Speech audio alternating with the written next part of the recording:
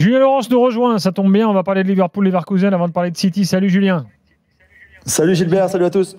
Liverpool s'est baladé face à Leverkusen 4-0. Ah ouais. Ah ouais, une humiliation absolue. Alors Qu'est-ce même qu'ils sont s'il y forts, avait Liverpool, sans déconner. 0-0 à la pause, ouais, c'est vraiment très fort, hein. On l'a dit, pourtant ils jouent pas toujours très bien, c'est pas toujours la meilleure équipe sur le terrain. On l'a vu encore le week-end dernier en Première Ligue contre Brighton, on l'avait vu contre Arsenal, on l'avait vu contre Chelsea aussi. Mais là, ils ont, sincèrement, en seconde période, c'était des hommes contre des enfants. C'était hallucinant. Triplé pour Luis Diaz, qui jouait dans l'axe en plus. Il avait changé son système pour passer en 4-3-3 avec Curtis Jones qui donne une ouverture, une passe décisive sur le premier but extraordinaire.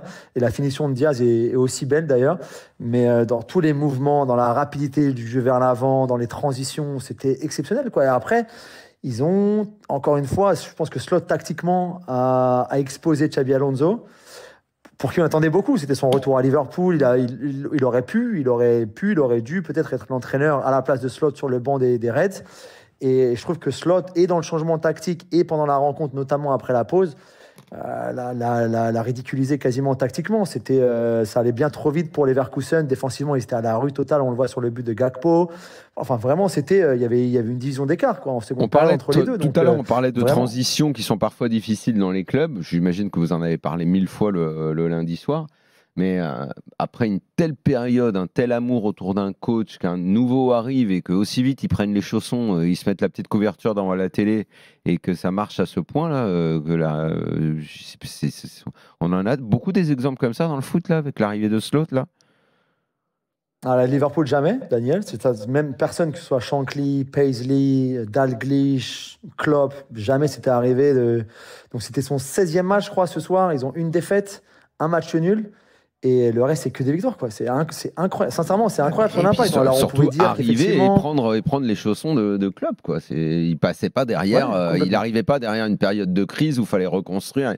Il prend la place d'un coach qui était adoré, ouais, tu vois, c'est fort. Vraiment, Liverpool, mais il m'a mis mes pattes. les trois devant, là, Salah, Gakpo et Diaz, donc Diaz dans l'axe, Salah à droite, Gakpo à gauche.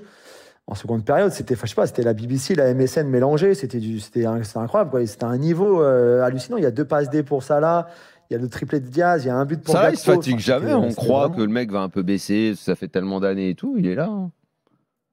Ouais, 32 ans Ouais. en fin de contrat. Pendant ce temps-là, Leverkusen, c'est le naufrage, Polo.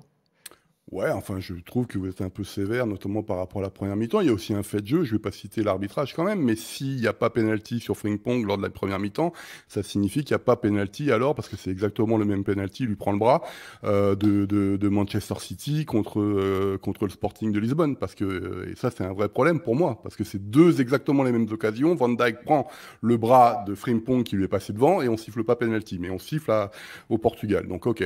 Mais sinon, au-delà de ça, ce qui m'embête, c'est plus alors la première mi-temps, ça ronronne chez les deux équipes, donc il y a 0-0 logiquement.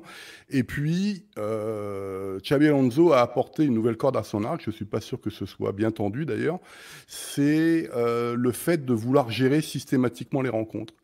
Au point que ça en devient pénible, puisqu'on ne fait plus du tout de relance, on attend 1 minute, 2 minutes à chaque fois pour se mettre à jouer, c'est-à-dire qu'en seconde mi-temps, Xabi Alonso, il l'avait fait contre le Bayern, il l'avait fait contre le Milan, il le fait parfois en Bundesliga, ça lui coûte cher souvent parce qu'il n'arrive pas à clôturer les rencontres.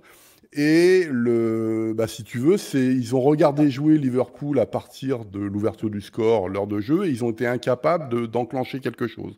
C'est-à-dire qu'on s'est dit, bah non, finalement, c'est tranquille, ça va jouer comme en première mi-temps, on va pouvoir tenir tranquillement le 0-0. Je suis pas sûr que ce soit une très bonne évolution du Leverkusen 2024-2025, mais en tout cas, c'est une énorme différence avec l'équipe qu'on voyait l'année dernière.